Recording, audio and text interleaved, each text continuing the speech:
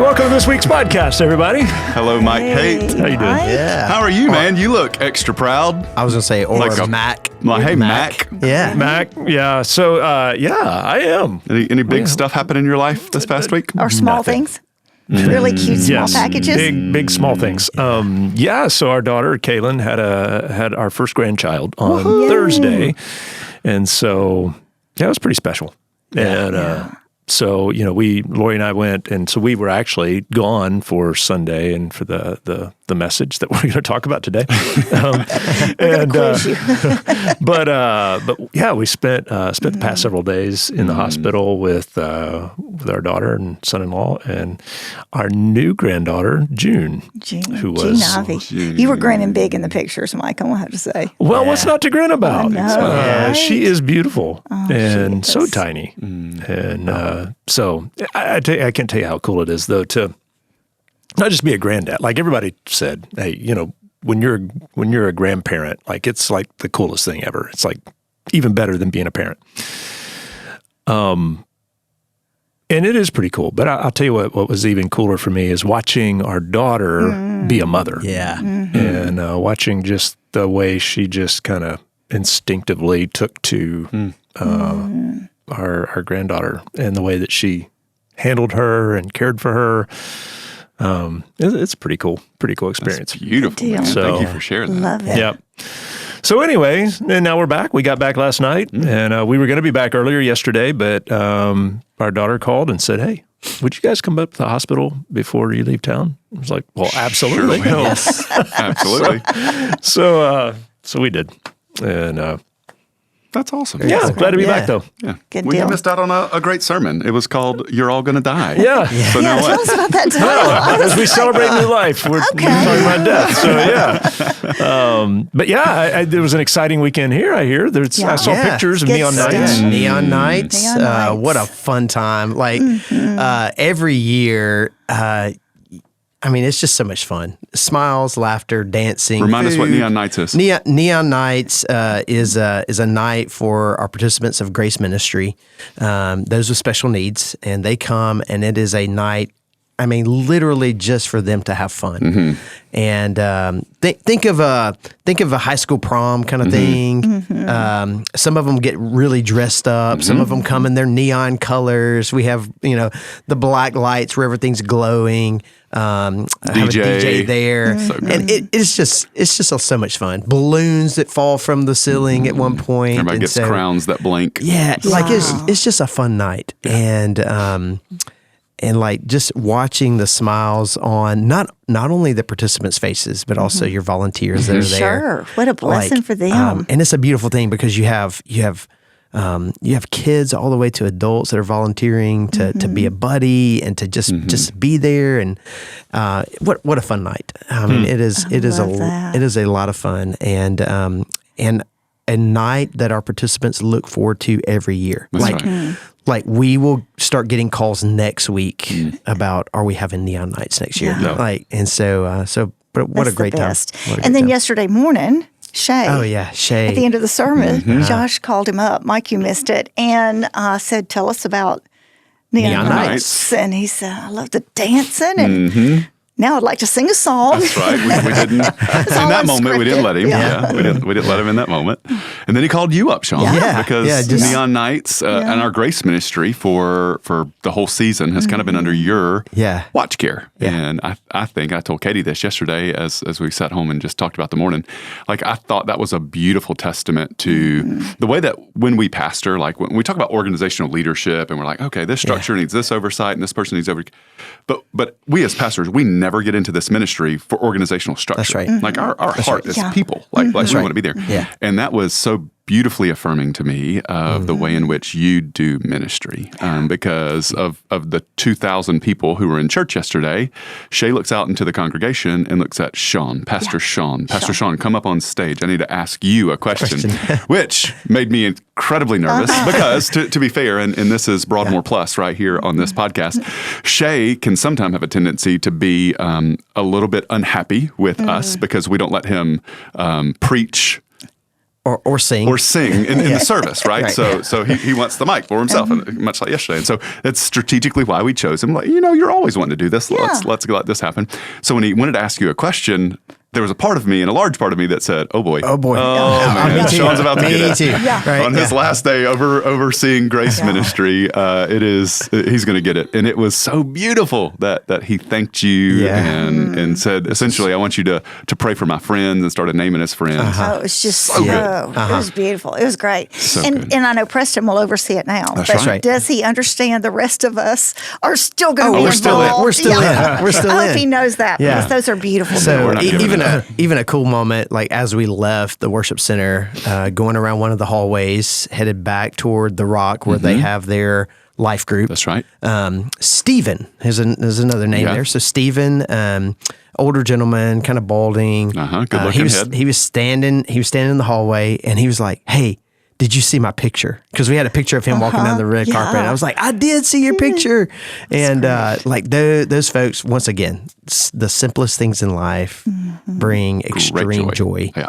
And I think we could learn a lot from that. Absolutely. It was awesome. Great night. If you've never done Neon Nights, go ahead and put it on your schedule for next year. That's It's right. generally in the end of February. Go ahead and mark it off next year. That's right. It is a don't miss event. That's It's an right. hour and a half. I agree. Or It if is a you've don't ever miss wanted event. to volunteer in Grace Ministry. You can do it every This is week. a great time to That's serve. exactly Yeah, right. and That I got so community. flustered because Shay wanted to sing. I forgot because he called you up that I was going to ask the church if you want to volunteer. Yeah, that's right. Always in need Just serve. of that's right. volunteers, of Grace Ministry volunteers, whether that is on Sunday or even Wednesday nights or even just throughout the week. We have great opportunities for that. So. And I know oftentimes when you hear that, for a lot of people, there's a little bit of fear because there's so much What does that mean? unknowns in that ministry.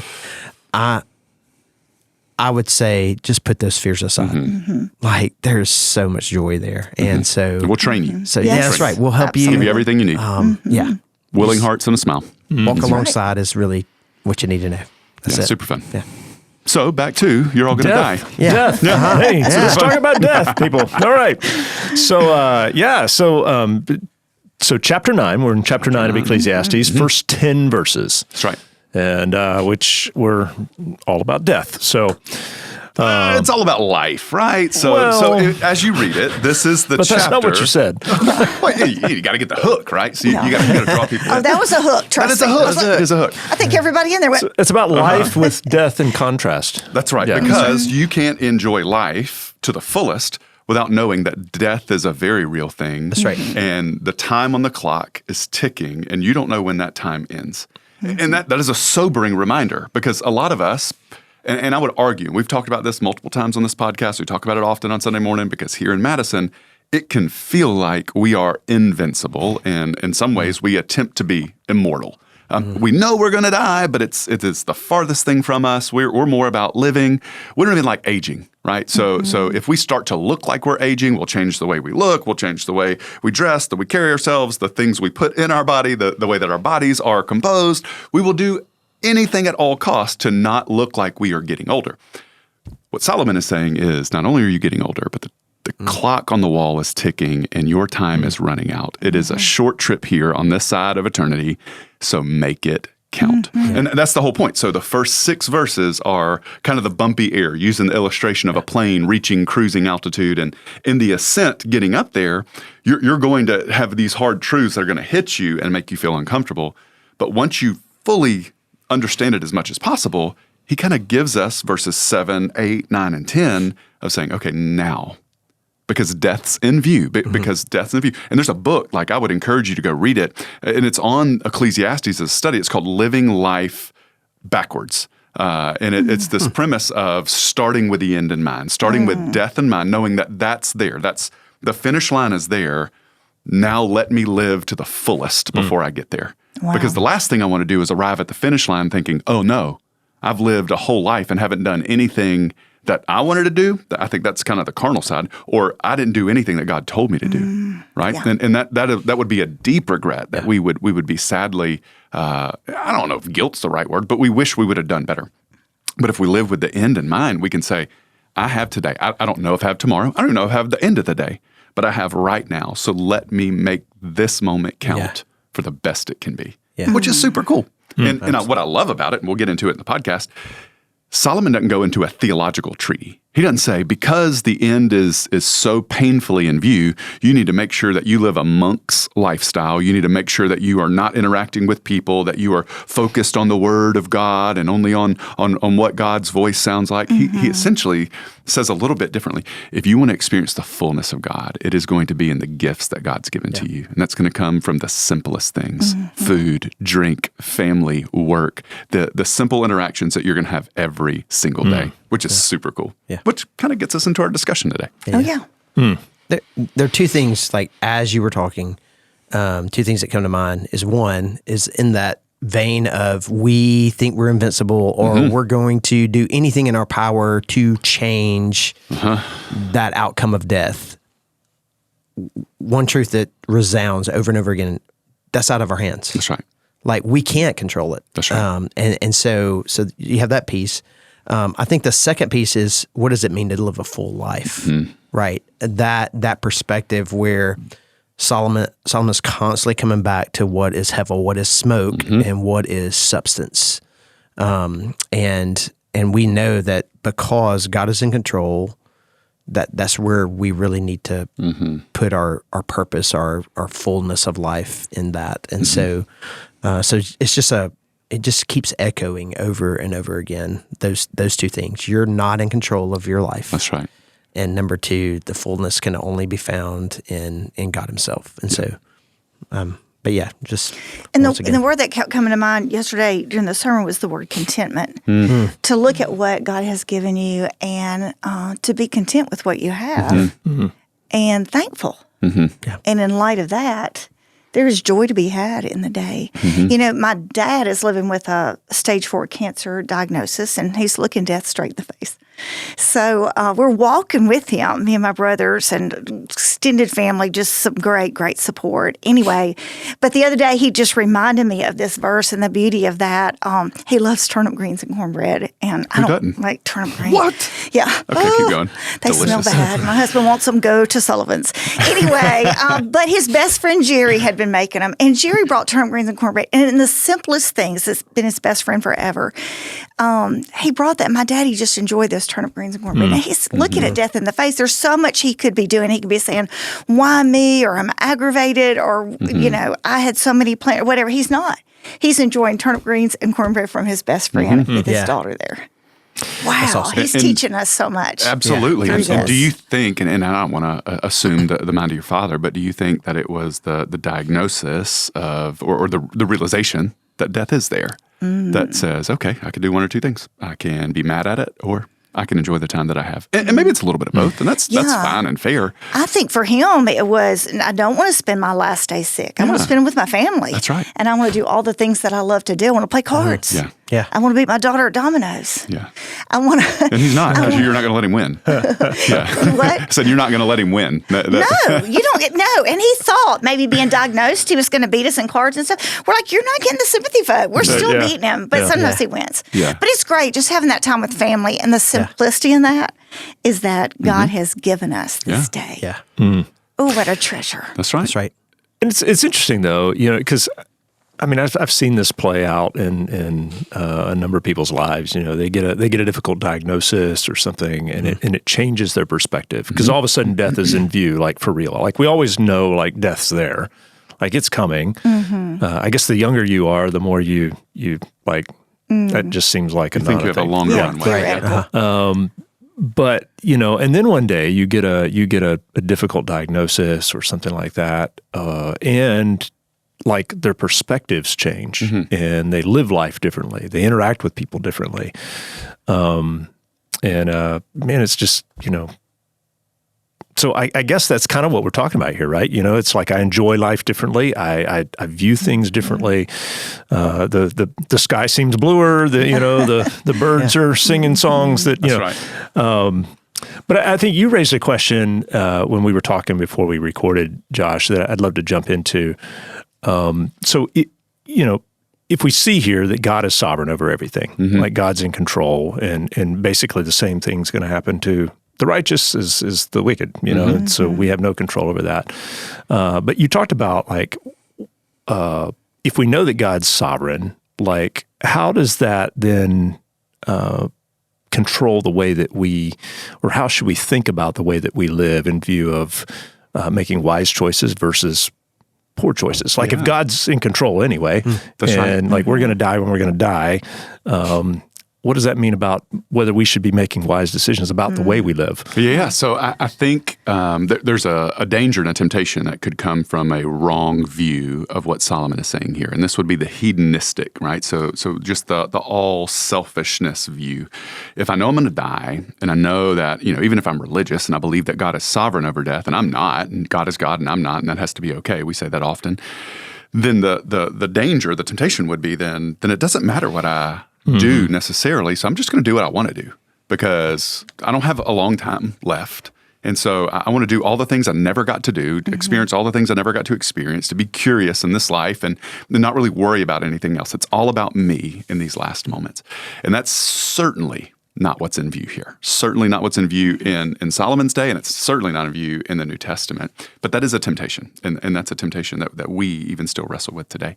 But then there's the other temptation that you can get into a theological stall if you think that if God is sovereign in my life, the righteous, if I'm a righteous person, and if I care about that, we talked about yesterday, the vertical relationship, in the same way as the people who have horizontal relationships, if everybody's in the hand of God, then do my choices even matter?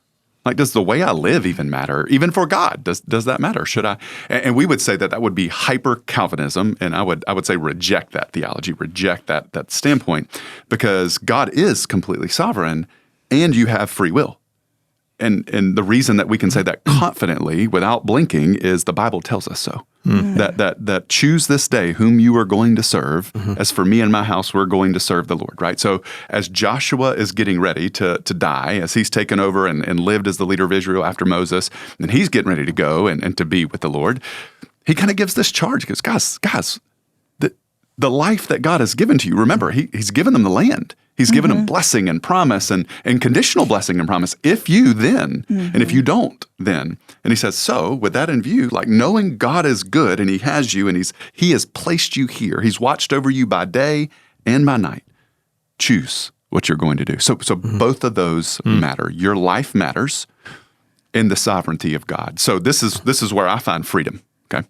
If we're in God's hand and there's nothing that is ever going to catch him by surprise, that doesn't bring me to a place of fear or frozenness. That actually allows me to speed up. That allows me to run far and fast. And I don't have to pray, God, do you want me to, as much as, Lord, stop me if it's time to be stopped. And you're going to hear that same language a little bit further down, even in Solomon's words, who says, God has already approved for you what to do.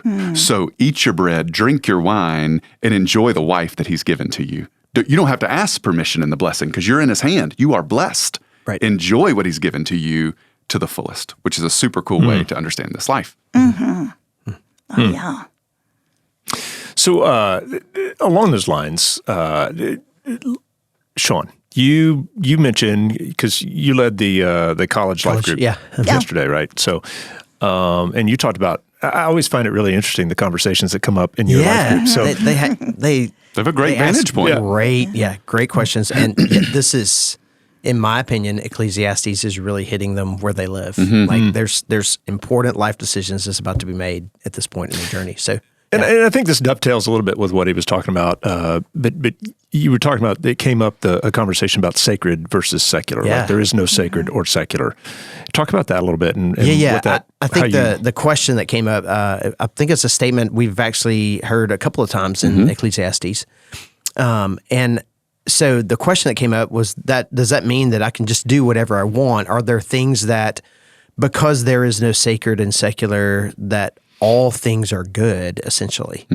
And I would say no. I think because if we want to rewind, I think God had an intent in his creation, and because of sin, man then perverts a lot of that creation and his intent behind it. And so as we begin to discuss that, I think the bigger context is not like, well, I can do anything I want, but a better understanding of sacred and secular is that God is not confined by a space. And so oftentimes we will kind of relegate God to being at church or in religious activity or during my prayer time or during my quiet time. Or small group. Or small group. Yeah. Like, so God is confined he's only to there. those spaces. And I think what Solomon is leading us to understand is that God is in control of all things. That's right. And so if he's in control of all things, that means God is everywhere. And so in that, I can go nowhere and escape the presence of God. And so in that, the whole idea that we are in God's hands. So even when we do make mistakes and we choose the wrong thing, it does not, those kinds of things does not thwart the plans of God.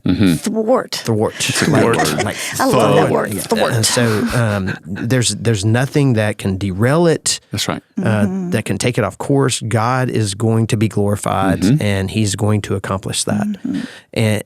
But in doing so, I think He calls us into life with Him and gives us purpose for His glory. And so we can live now in the freedom that as we run in that, as we move in that God is not restricting us or watching over us, going, okay, I need you to make the right decision according to my will. Like the whole idea is that we're seeking God, right? And He can be sought in all places. It's immersive, I think is the word that comes to mind. Oh, that's a good word. Yeah, well, thank you. Thwart and immersive, guys. We're good. We're good. Source We're is good. rocking today. I think Timothy kind of answers this too, or talks about this when he says, I don't know if Timothy was thinking about Ecclesiastes, but I'm pretending like he did. And he said, 1 Timothy 6, but godliness with contentment is great gain, for we brought nothing into the world, and we cannot take anything out of this world.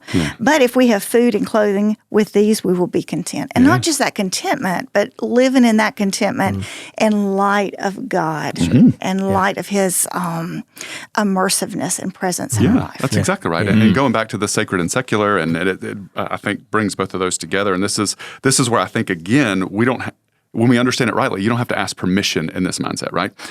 When I say that there is for the Christian no sacred and no secular, everything is sacred because we should be operating surrendered to Christ. That's right. In His presence at all times. And so anything that we do should be understood in that vein. So we don't operate this portion of our life or this portion of our day as if we are with God, and then this portion of our day as if we're not, or if we left Him. And so that can get us into some lifestyle questions, right? So does that mean, should I be able to, fill in the blank? Should I be able to watch this or read this or listen to this or eat this or drink this or go here or marry this person or divorce this person? All the things. If we understand that we are compartmentalized, that's when we get in trouble. Yeah. Right? That's whenever we mess up, because we'll say, well, when I was, in my quiet time with God this morning, I was all good. But then when I went to work, things got a little bit haywire. Well, if we could ever understand that the same relationship you had in your quiet time should be the same relationship you have at work. The same relationship you have when people are around you and you're on your phone is the same relationship you have around you when nobody else is around you on your phone. It's when you're watching, when you're listening, all those things. And in that, you can be free. Now, this gets into a little bit of, I don't think it's reverse psychology from God, but I could see where it's kind of Christian self-serving mentality. So the verse that says, delight yourself in the Lord, and He'll give you the desires of your heart, right? I think for so many people who don't necessarily digest that rightly, they'll say that if I do what God wants me to do, then He's going to give me whatever I want, as if it is a conditional if-then statement. If I do this, then He has to will give me this. Well, the premise is, if you delight yourself in the Lord, you're going to desire what He desires. And of course, He is going to give you what you want, because you want what He wants now. That's right. It is the whole purpose of delighting in, of saying, my heart is aligned with yours. And so, again, self-serving on God's part, but He's God and He can have that. This is a good way where if we delight ourselves in Him, when we connect and align with Him, our desires are now His. And of course, He will give us what we want. So this now lets us, hopefully, when we rightly understand it in this life, run far, run fast. You don't have to ask for permission. I ask often, Lord Jesus, stop me if I'm going further than you want me to go. But I have a chance to love. I don't have to pray about, should I be kind to this person? I don't have to pray about, should I share my faith with this person? Should I run to the hurting? Should I light up the darkness with the gospel of God? I don't have to pray about that. Right. He's already told me to do that. The freedom, the green light's given. I'm waiting on the yellow and the red light. And I think that's the way in which we should understand a life in Christ. We are free. It is for freedom that Christ has set us free. Right. It is not for fear. It is not for caution. We run far, we run fast for the glory of God and for the good of the people around us. It's a great day. Good word. Love it. Because we're about to die. And you don't have enough time. So go. I'm just not to derail the conversation, but I'm just imagining, the people that really struggle with, that freedom to run and to live and to make decisions. Because I know there are a lot of people that struggle with this tension, like I have to make the right choice. And I think we almost instill that. Like I think about people in ministry specifically. When they're considering a job opportunity at a church or, and it's this sense of calling. Is God calling you to do this? And it's like, oh, I got to know and I can't. And it can be paralyzing, I think, for some people. Yeah. And I'm not just saying for ministers, but to this fear that you're going to make the wrong decision. You use the word, nothing we decide is going to thwart God's plan. Which is freeing. I like that word. But but it's like, but does it mess with His plan for me? Maybe not His big plan, but right. I want His plan to go well for me. And so I think that's a tension that a lot of people really live in. It's a fun discussion. So I think we don't intend to do this, but we are practical. We believe in this idea of fatalism. Like we're practical fatalist, meaning that we think that there are only two choices. One is absolutely right and one is absolutely wrong. And here's the danger of it. One wrong will send you down a path of all wrong. Oh, yeah. Right? So I have to make sure. And to your language, and this hot take here, being a Baptist and hot take with this, we love the idea of calling. Are you called? Like I can't tell you how many interviews I've done for church-related things. Tell me about your calling into this. And what they're asking is, did God tell you to come to Broadmoor Baptist Church to be the pastor here? Did God tell you to go to New Palestine Baptist Church to be the pastor there? Did He tell you to come and preach this disciple now? And the answer is no. Like I didn't get a letter in the mail from heaven, and I certainly believe that skill sets and desires, that passions He's put in my heart, align a lot with what we are doing here. And that's one of the reasons I really, really wanted to serve here at Broadmoor in the same way I really, really wanted to serve at New Palestine. But I think, for the language, and sometimes we placate that because we don't want to rock the boat. And like, do you feel called here? Oh, yes, sir. Yes, sir. I feel real called here. Yeah. Well, how do you know? Well, I prayed about it and Lord made it clear. Well, how? And if they don't get to, well, I heard His voice from heaven, which you didn't. Like you didn't hear a voice from heaven. You may have had your spirit align with what is going on there. So hot take, I think that the language that we use sometimes can be, it's meant to be good, but it can be a hard thing because it plays into our fatalistic mind that there's only two choices here. Yep. Yeah. There's a right and a wrong. And it's not true. I believe that you can have 4 churches that you're looking at, and in the 4, you can pick any of them. That's right. And glorify God. Or you can pick none of them and glorify God in the same exact way. So there's a greater thing you're after. Yes. And it's and I think it's a poor understanding of, like, we use the word calling. And I think that's, like, I would say that there is something to that word. Like, there is calling on our lives as believers. That's right.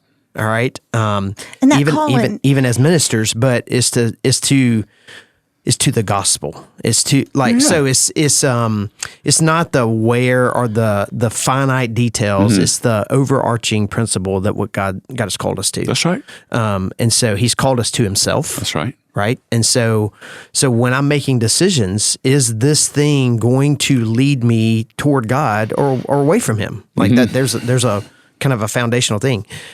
Is it against any of God's commands and God's will? Right. Right. So if I have a job and offer and I'm trying to decide, but they've already let me know through whatever that I'm going to have to lie about some things. I would probably need to go, I don't think that's the route I need to take, exactly right? And so, yeah. so there's a lot of principles. So when you think about calling, it's not, I've prayed about this and I've heard an audible voice from God and he said to do this. I think it's more so, hey, am I committed to the gospel? Right. Am I committed to him? Am I committed to the way that he's gifted me and the resources he's given me to use for his glory, for his kingdom, for his purpose? Yeah. Like that's calling right there. It's the understanding the commands of God on your life and to be faithful to those things above all else. Yeah. So, And Sean, I want to take the vocational aspect out of it because we all sit around with our calling being at Broadmoor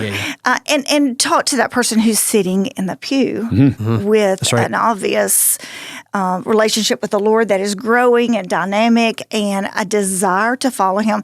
My encouragement for that person is to step out in faith. Maybe you know this is the area you should serve in. Step out in faith and try it on. That's right. You know, Yeah, there you go. and see if your heart doesn't beat fast. I know that's such a simplistic idea, but I think when God gives us that energy and excitement for a ministry or for a calling or for a certain age group or season of life, I think we can't help but have joy in That's that. right. And so I tell people to try it on a little bit. Yeah. Don't sit there thinking, what if? Well, it doesn't line up here. Try it. That's right. And you won't know until you try it, which gets you Right. into you don't have to ask for permission to do this. If it aligns with the gospel, if it aligns with the presence and the person of Christ in your life and allows you to live, try it. And it may be good or not.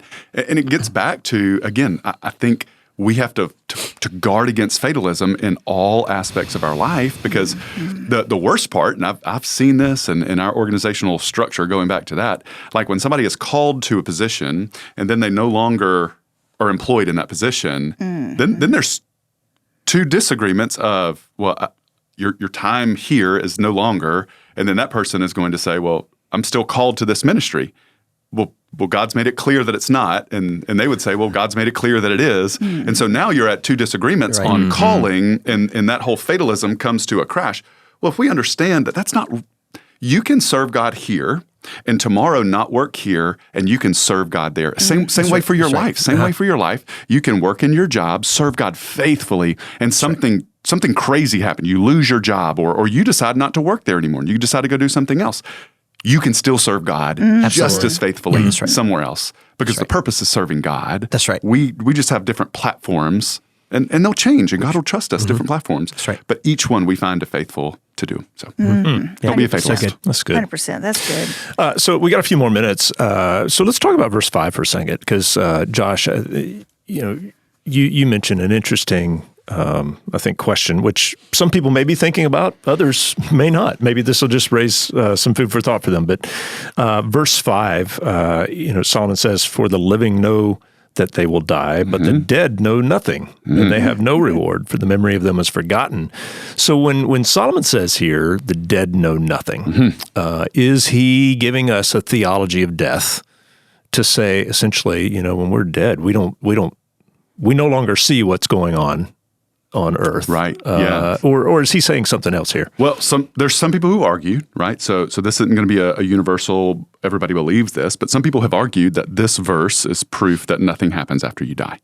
And that's why Solomon feels so urgent to make sure that you live now, because when the clock strikes midnight and it's time for you to go, then it's over.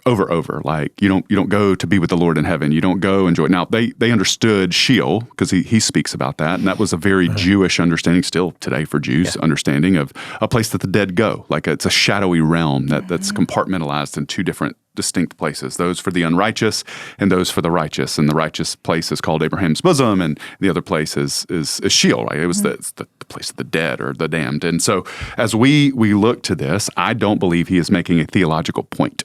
I do believe he is saying, though, your time here is completely done. And you know nothing. You can't know anything. Now, this gets us into some fun stuff, right? So if you follow, and I'm going to give you a follow. Now, remember, all these follows are, take it with a grain of salt. There's a guy named Chad Bird. Chad is a Lutheran, but his social media stuff is fantastic. So he's a theologian. He's a scholar. He's fantastic. fantastic. But again, from the Lutheran tradition. And every day they walk through the Bible, and he talks a little bit about it. And so he speaks a lot about this. And he has a most recent clip, I think maybe last week, about the witch at Endor. Like, if you remember that, where Saul is the first king of Israel, and he starts out kind of strong and then ends very, very badly. And so he's kind of psychotic and thinking that everybody's out to get him in the end, which they kind of were. So we have Samuel who dies, right?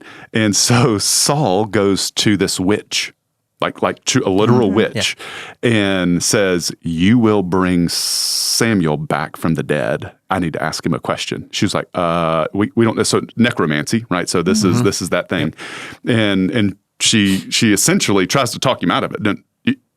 Do you know who you are? Like, you're the king. Do you know who your God is, who you represent, and you know who I am and what I do for a living? Like, she is trying to help the brother out, and he essentially says, "Do it now." So she conjures up the spell, does the whole thing, calls Samuel back from the dead, and he's aware. So like he's like, "What are you doing? Like, why did you disturb me? Like, I was in peace. What are you doing?" So there's a lot here. I don't believe that he is making just a blanket theological statement that you're not aware, and I'm also not advocating that you go practice necromancy and the fact that you can maybe bring back some people, because essentially when Samuel comes back, he gives a curse to Saul. It's like, dude, this is the last straw. You're absolutely wild for this. Put me back in the ground. Like, I'm done here. Point being, what happens after we die? Life goes on.